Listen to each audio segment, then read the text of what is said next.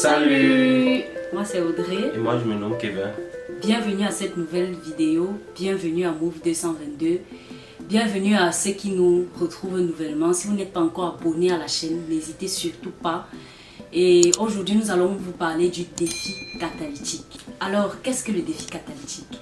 Le défi catalytique est une méthode simple et transmissible qui vous permet de défier un étudiant à devenir un potentiel volontaire clé dans son campus. Qu'est-ce qu'on entend par potentiel volontaire clé? Un potentiel volontaire clé est un croyant, un chrétien ou non chrétien qui a la vision de gagner son campus à Christ, qui désire devenir un disciple de Jésus-Christ, qui souhaite faire également d'autres disciples de Jésus-Christ et qui a accepté le défi catalytique. Alors, qu'est-ce que le défi catalytique? Le défi catalytique est une méthode simple et transmissible qui vous permet de défier un étudiant à devenir un potentiel volontaire clé dans son campus. Qu'entend-on par potentiel volontaire clé? Un potentiel volontaire clé est un croyant ou non qui a la vision, qui a le désir de gagner son campus à Christ, qui désire être disciple de Jésus-Christ, qui désire également faire d'autres disciples de Jésus-Christ et qui a accepté le défi catalytique. Maintenant que nous savons ce qu'est le défi catalytique, nous allons à présent avec Kevin voir quelle est l'importance du défi catalytique et les bases bibliques du défi catalytique. Alors, merci Audrey. Parlant des bases bibliques du défi catalytique, nous disons simplement que le défi catalytique est une méthode que notre Seigneur Jésus-Christ lui-même dans les Saintes Écritures a utilisée pour appeler certaines personnes de façon particulière. Nous voyons dans Luc 5 le verset 27 et dans Marc 2 le verset 14 à 15 clairement comment le Seigneur Jésus-Christ appelle Lévi à le servir comme disciple. Donc nous remarquons par là que le défi catalytique est l'une des méthodes que notre Seigneur lui-même a utilisées. Raison pour laquelle nous parlons du défi catalytique. Voilà, en quoi consiste le défi catalytique de façon concrète? Avant d'arriver aux étapes comment défier une personne, nous verrons d'abord ce qu'est le défi catalytique et ce qu'il n'est pas. Alors, comment défier une personne? Quelles sont les étapes pour défier une personne? Avant de voir quelles sont les étapes pour défier une personne, nous allons d'abord voir ce que le défi catalytique n'est pas, ou alors comment se présente le défi catalytique. Le défi catalytique est simple. Le défi catalytique ne met pas une forte pression sur la personne qui doit défier. Le défi catalytique ne met pas un accent sur l'expérience ou alors sur la compétence de celui qui défie. Le défi catalytique met davantage l'accent sur la volonté que la personne a de défier. À présent, en quoi consiste le défi catalytique? Comment défier une personne? Lorsque vous vous présentez devant un étudiant, commencez par vous présenter, donnez votre nom, dites de quelle organisation ou alors de quelle église vous venez. Après la présentation, dites-lui, je suis à la recherche d'un genre d'étudiant et je me demande si je suis en face de cet étudiant. Certainement, la personne vous demandera de quel genre vous parlez. Et après cela, présentez-lui, partagez avec lui la vision d'une minute. En quoi consiste la vision d'une minute? Premièrement, dites-lui que vous êtes à la recherche de personnes qui, par exemple, souhaitent faire connaître Jésus-Christ. Par exemple, vous avez constaté que vos camarades vivent une vie qui ne glorifie pas Dieu. Et dites-lui que vous êtes à la recherche de personnes qui veulent changer les choses. Premièrement, dans leur vie. Ensuite, qui veulent faire connaître Jésus-Christ, le faire expérimenter de façon personnelle. Et enfin, qui veulent changer les choses de façon globale. Et à la fin, posez-lui la question: est-ce que c'est le désir de ton cœur? Est-ce que c'est ce que tu veux? La personne vous donnera deux types de réponses. Il est possible que la personne vous dise non. Si la personne vous dit non, n'insistez pas. Remerciez la personne pour le temps qu'il vous a accordé et passez à une autre personne. Si la personne vous dit oui, rassurez-vous que le oui de cette personne est sans hésitation, parce qu'il est important que le potentiel volontaire clé en face de vous vous dise le désir de son cœur, veulent la même chose que vous. Et d'ailleurs, le bon oui est très souvent illustré, est très souvent accompagné d'illustrations. Maintenant que l'étudiant en face de vous a accepté votre défi, il est à présent question de vérifier ou alors de vous assurer qu'il est en communion ou en relation avec Dieu. Et Kevin va nous dire comment ça se passe. Passez-nous. Parlant de son état de relation avec Dieu, il est question pour nous de vérifier quel est l'état de la relation que le potentiel volontaire a avec le Seigneur. Et pour parvenir à cette vérification, il faut premièrement présenter l'évangile clairement à ce potentiel volontaire clé au travers des 4 lois spirituelles. Ensuite, vous devez étudier quelques textes avec le potentiel volontaire clé. Le premier texte à étudier est celui de Matthieu 22, le verset 34 à 40. Lorsque vous avez lu le texte avec le potentiel volontaire clé, posez la question potentiel volontaire clé. D'après ce texte, quels sont les commandements de notre Seigneur? Certainement, il vous dira, les 2 commandements qui ont été listés sont aimer son prochain et aimer Dieu. Lorsqu'il répond ainsi, posez la question, d'après vous, que signifie aimer Dieu? Que signifie aimer son prochain? Lorsqu'il a fini de donner les éléments de réponse, partagez avec lui le deuxième texte qui est celui de Matthieu 28, le verset 18 à 20. Lorsque vous finissez de lire Matthieu 28, le verset 18 à 20, prenez une feuille. Et lorsque vous prenez la feuille, pendant que vous revenez pour une seconde lecture, vous notez les éléments suivants. Vous allez noter sur cette feuille le aller, faites et toutes.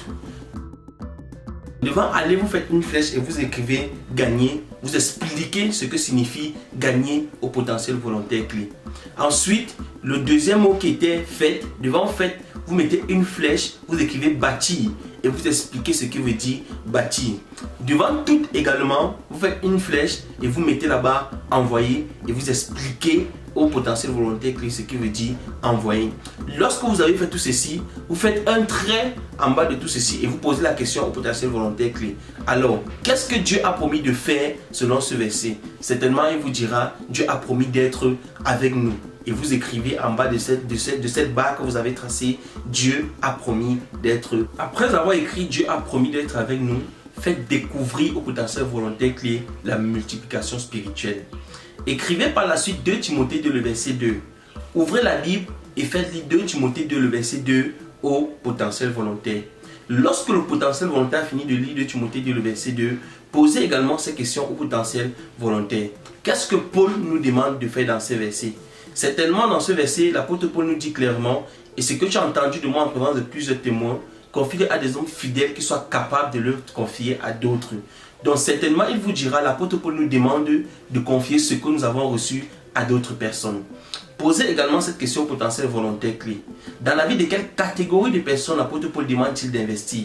Certainement, il vous dira des hommes fidèles. Par la suite, dessinez le schéma de la multiplication spirituelle. Après avoir dessiné le schéma de la multiplication spirituelle, expliquez aux nouveaux convertis ce que veut dire confier à des hommes fidèles, ce que veut dire confier à d'autres. Lorsque vous avez fini d'expliquer ces 2 éléments, alors il est question de voir le potentiel volontaire lui-même tracer sa stratégie personnelle en ce qui concerne son campus. Alors, comment aider un potentiel volontaire clé à tracer sa stratégie personnelle? Audrey pourra nous en dire plus. Ok. Pour aider le potentiel volontaire clé à dessiner sa stratégie ou alors sa vision personnelle, vous allez lui poser la question suivante. Après avoir lu ces versets, qu'est-ce que tu penses que Dieu veut que tu fasses? Après avoir posé cette question, reprenez le papier sur lequel vous aviez déjà commencé à écrire et pendant que le potentiel volontaire clé sera en train de vous donner sa réponse, écrivez au bas de la page les chiffres de 1 à 5. 1, 2, 3, 4 et 5. Après avoir écrit cela, posez-lui cette question.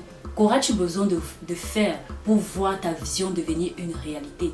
Ce dernier devrait répondre en vous donnant des réponses concrètes.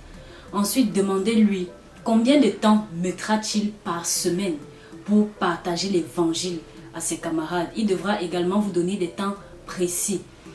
Demandez-lui encore combien de temps mettra-t-il de côté pour travailler avec ceux qui voudront grandir dans leur foi après son évangélisation. Ce dernier devrait également vous donner des temps précis.